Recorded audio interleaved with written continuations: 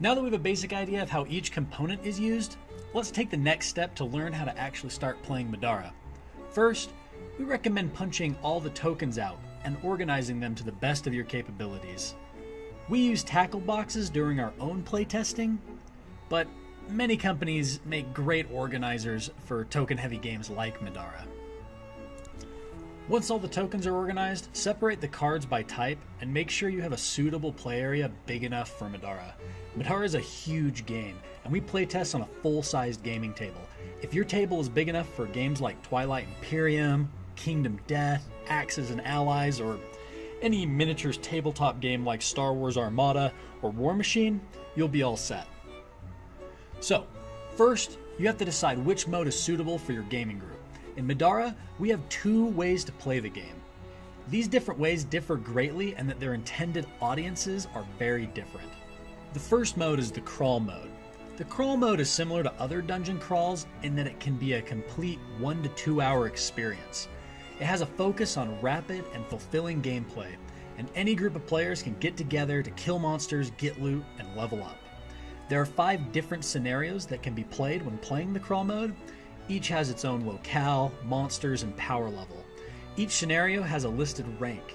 The rank of a scenario is meant to quickly identify how far into a given campaign the scenario is taking place. Meaning, a scenario with a higher rank is going to start players with higher XP, more gear, and is going to throw them against tougher monsters. So, as a general rule, the higher the rank, the more involved the scenario.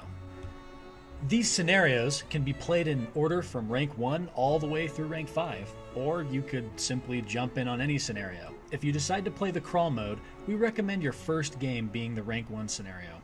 By default, the crawl mode has no continuity between ranks, meaning that players are expected to play a single rank, then essentially start over with new gear, disciplines, and adventures when starting another scenario.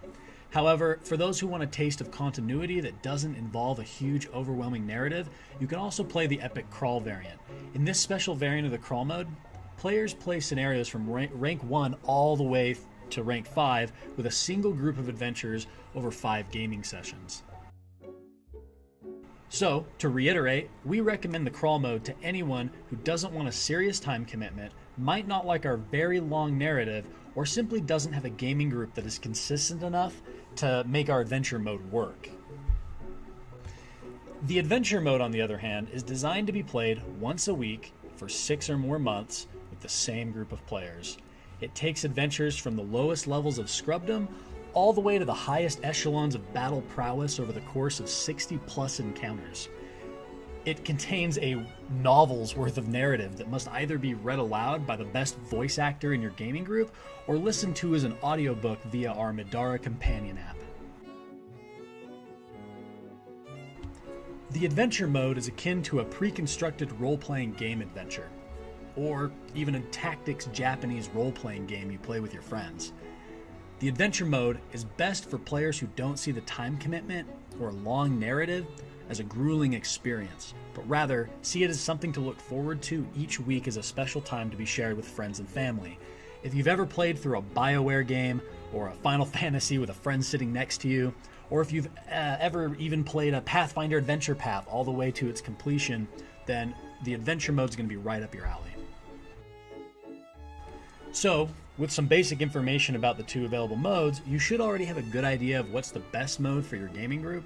Luckily, the rules required to play either mode are almost identical, with the adventure mode containing a little bit of extra management and different pacing.